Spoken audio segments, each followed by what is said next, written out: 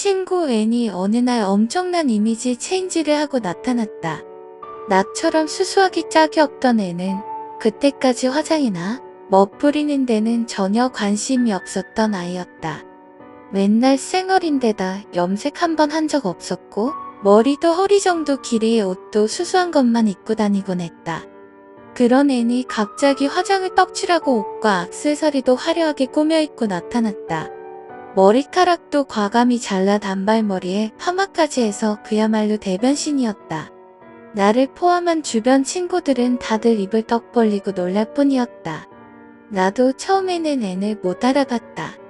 인조 속눈썹 잔뜩 붙이고 가슴팍이 트인 캐미솔과 숏팬츠를 입은 과감하다기보다는 망측한 꼴이라 도저히 이미지가 겹치질 않았으니 당연히 친구들은 모두 무슨 일이냐고 나무라거나 뭔가 패션에 눈이라도 뜬 거냐며 꼬치꼬치 캐물었다. 하지만 애는 언제나 대충 얼버무리고 말뿐이었다.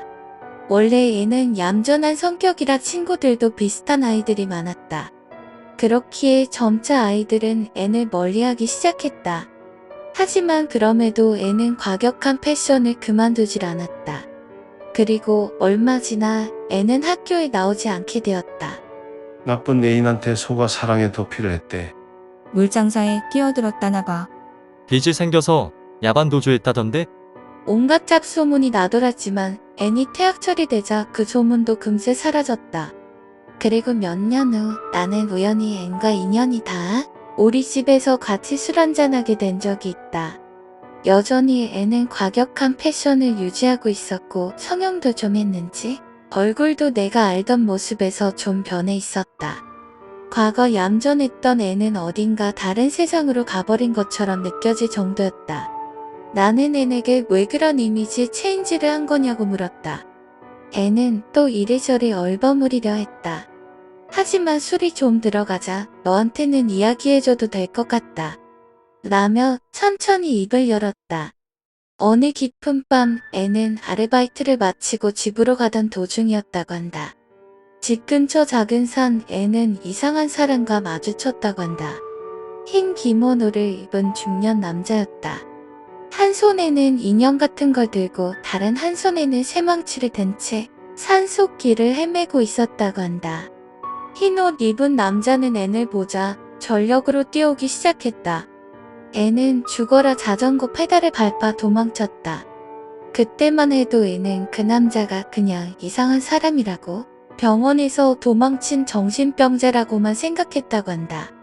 애는 한동안 줄장 페달만 밟았지만 오르막길이고 해서 체력이 다하고 말았다.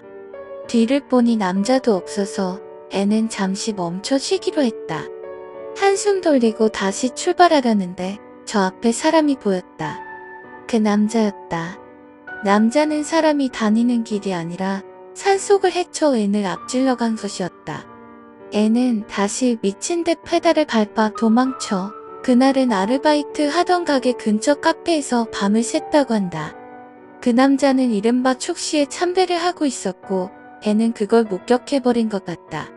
촉시의 참배는 다른 사람한테 들키면 저주가 역류해 자신에게 돌아온다고 하기 때문에 만약 들키면 그걸 본 사람을 죽여야만 한다는 것이다.